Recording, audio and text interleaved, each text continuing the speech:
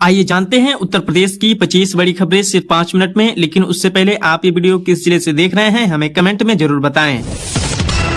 आज की पहली खबर, यूपी में होली की 3 दिन की छुट्टी, संडे मिलाकर 4 दिन लगातार अवकाश।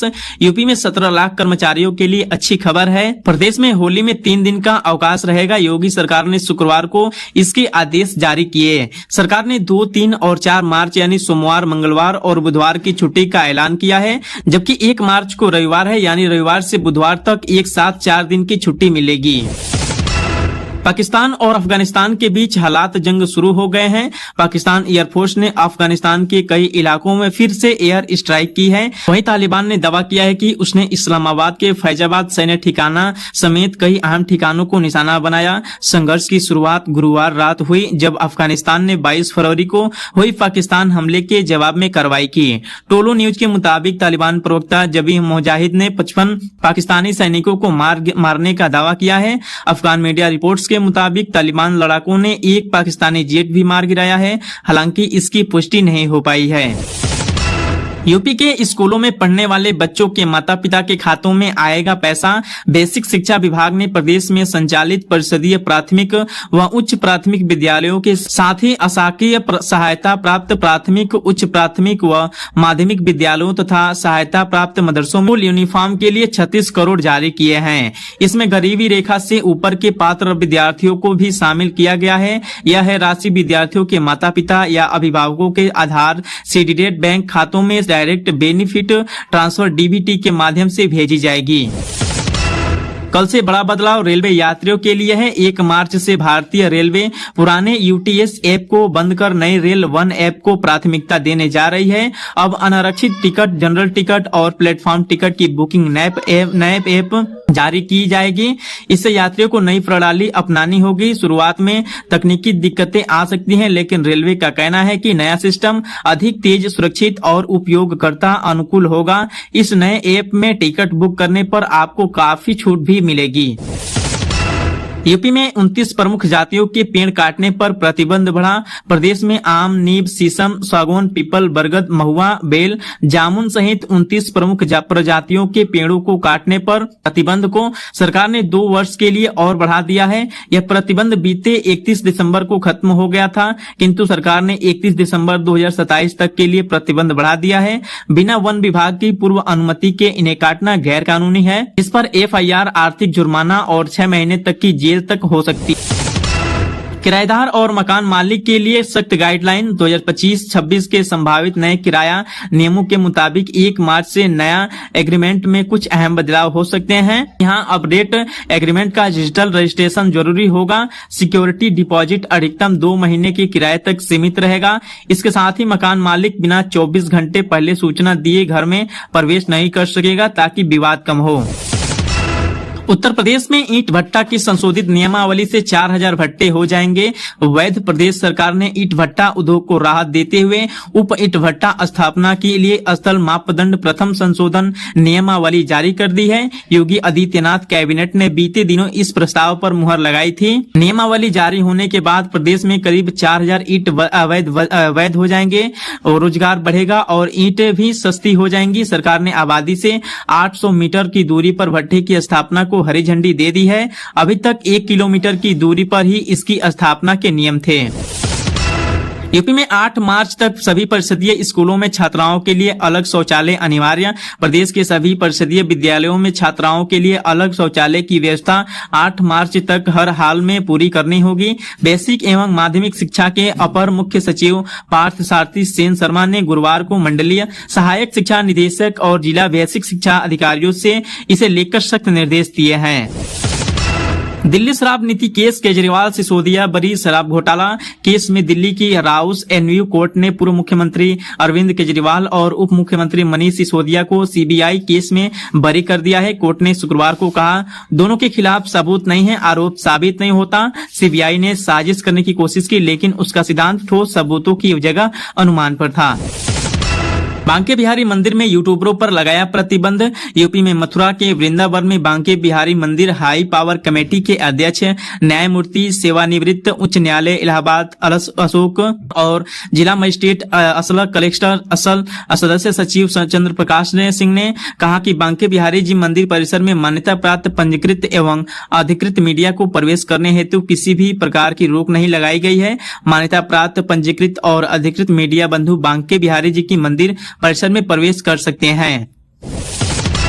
शंकराचार्य की गिरफ्तारी पर इलाहाबाद हाई कोर्ट की रोक। इलाहाबाद हाई कोर्ट ने यौन उत्पीड़न केस में शंकराचार्य स्वामी अभोमुक्तेश्वरानंद सरस्वती की गिरफ्तारी पर रोक लगा दी है। जस्टिस जितेंद्र कुमार सिन्हा ने अग्रिम जमानत पर फैसला सुरक्षित रख लिया है। कोर्ट ने 2 बड़ी बातें कही। फैसला आने तक गिरफ्तारी नहीं होगी। शंकराचार्य जांच में सहयोग करें। यूपी में संपत्ति नामांतरण में अब एक समान लगेगा शुल्क।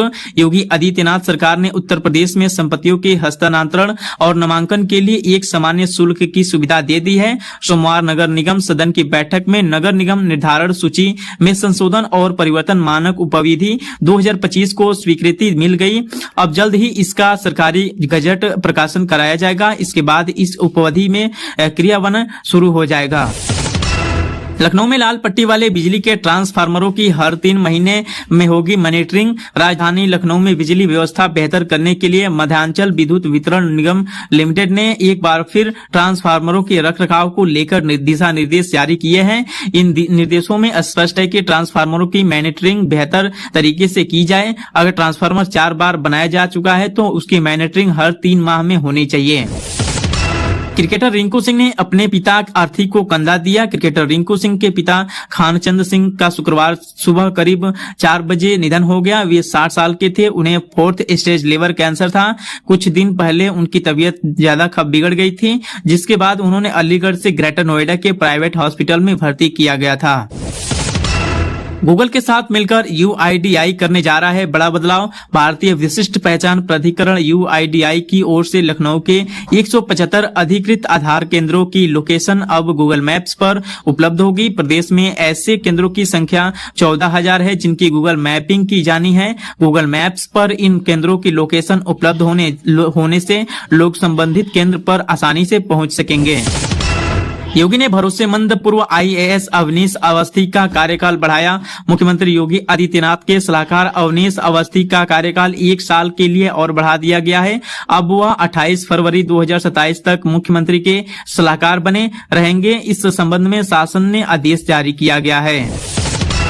पहलगाम अटैक के बाद पाकिस्तान जिंदाबाद पोस्ट करने वाले आरोपी को बेल। इलाहाबाद हाई कोर्ट ने पहलगाम आतंकी हमले के बाद इंस्टाग्राम पर कथित रूप से पाकिस्तान जिंदाबाद पोस्ट करने के आरोप में गिरफ्तार युवक फैजान को जमानत दे दी है। यह आदेश न्यायमूर्ति अरुण कुमार सिंह देसवाल की एकल पीठ ने फैजान बनाम स्टेट ऑफ यूपी मामले में पारित किया। अदालत ने कड़ी शर्तें लगाते हुए कहा कि आरोपी सोशल मीडिया पर कोई भी ऐसा पोस्ट अपलोड नहीं करेगा जो देश की प्रतिष्ठा या किसी समुदाय के खिलाफ हो। डीएम ने फूड सेफ्टी वैन को हरी झंडी दिखाई। उन्नाव में मिलावटी खाद्य पदार्थों पर प्रभावी नियंत्रण और अमाजन के सुरक्षित खाद्य उपलब्ध कराने की दिशा में एक महत्वपूर्ण पहल की गई है। जिला अधिकारी गौरांठ राठरी ने शुक्रवार को कलेक्ट्रेट परिसर से खाद्य सुरक्षा एवं औषधि प्रशासन विभाग की मोबाइल प्रयोगशाला / फूड सेफ्टी वैन को हरी झंडी दिखाकर रवाना किया। और जिले में रंग एकादशी का पूर्व धूमधाम से मनाया गया। इस अवसर पर जिले भर में कई स्थानों पर जुलूस निकाले गए, जिनमें धामपुर क्षेत्र का ऐतिहासिक जुलूस प्रमुख रहा। जुम्मे की नमाज को देखते हुए जुलूस मार्ग में पढ़ने वाले मस्जिदों को एहतियातन पॉलीथीन से ढक दिया गया और सुरक्षा के पुख्ता इंतजाम किए गए। 16 से 20 मार्च होंगी परिषदीय विद्यालयों की वार्षिक परीक्षा। अयोध्या के परिषदीय विद्यालयों में 16 मार्च से 20 मार्च तक वार्षिक परीक्षाएं होंगी। जिले के कुल 1791 परिषदीय विद्यालयों में अध्ययन लगभग 1.59 लाख छात्र छात्राएं इन परीक्षाओं में शामिल होंगे। शिक्षा विभाग ने परीक्षा व्यवस्था को लेकर व्यापक तैयारियां शुरू कर दी है। यूपी के किसानों के लिए अच्छी खबर। गन्ने की 7 नई प्रजातियों को केंद्र सरकार से मिली। यूपी के लाखों किसानों के लिए अच्छी खबर है। पंजाब, हरियाणा और राजस्थान में उगने वाले गन्ने की 7 प्रजातियों को उगाने के लिए केंद्र सरकार से अनुमति मिल गई है। यूपी के किसान किसी भी अब गन्ने की यह प्रजातियां उगा सकेंगे। यह स्वीकृति श्रेणी में मिली है। इसे चीनी मिल स्वीकृत बताकर खरीदने से मना नहीं कर सकेंगे। सीएम योगी के सिंगापुर जापान दौरे की बड़ी सफलता। 1.5 लाख करोड़ निवेश के एमओयू। मुख्यमंत्री योगी आदित्यनाथ के नेतृत्व में सिंगापुर और जापान की 4 दिवसीय विदेश यात्रा उत्तर प्रदेश के औद्योगिक भविष्य के लिए मील का पत्थर साबित हुई है। इस दौरान टीम यूपी ने वैश्विक स्तर की प्रतिष्ठित कंपनियों के साथ 1.5 लाख करोड़ के एमओयू पर हस्ताक्षर किए हैं। कुल मिलाकर इस दौरान उत्तर प्रदेश को 2.5 लाख करोड़ के निवेश प्रस्ताव प्राप्त हुए हैं, जो प्रदेश की अर्थव्यवस्था को $1 ट्रिलियन बनाने की दिशा में एक बड़ी छलांग है। रंगभरी एकादशी पर पालकी में सवार हुए बाबा विश्वनाथ मां गौरा। वाराणसी में रंगभरी एकादशी का पावन पर्व पूरी श्रद्धा और उल्लास के साथ मनाया जा रहा है। इस अवसर पर बाबा विश्वनाथ और मां गौरा की छल प्रतिमा पारंपरिक पालकी में सवार होकर निकली गई, जहां आज उनका गौना संस्कार कराया जाएगा। काशी की प्राचीन परंपरा के अनुसार यह उत्सव होली पर्व की शुरुआत का भी प्रतीक माना जाता है, जिसे देखने के लिए बड़ी संख्या में श्रद्धालु उमड़ पड़े। मंदिर परिसर और आसपास के क्षेत्रों में विशेष सुरक्षा और अव्यवस्था की गई है। शंकराचार्य के समर्थन में उतरी राजा भैया की बेटी राघवी। उत्तर प्रदेश के बाहुबली नेता और प्रतापगढ़ की कुंडा सीट से विधायक राजा भैया की बेटी राघवी कुमारी भी शंकराचार्य स्वामी अभुमुक्तेश्वरानंद सरस्वती को लेकर चल रहे विवादों पर कूद गई है। राघवी ने न केवल शंकराचार्य का पुरजोर समर्थन किया, बल्कि इस विवाद को सनातन परंपरा को कमजोर करने की एक गहरी साजिश करार दी।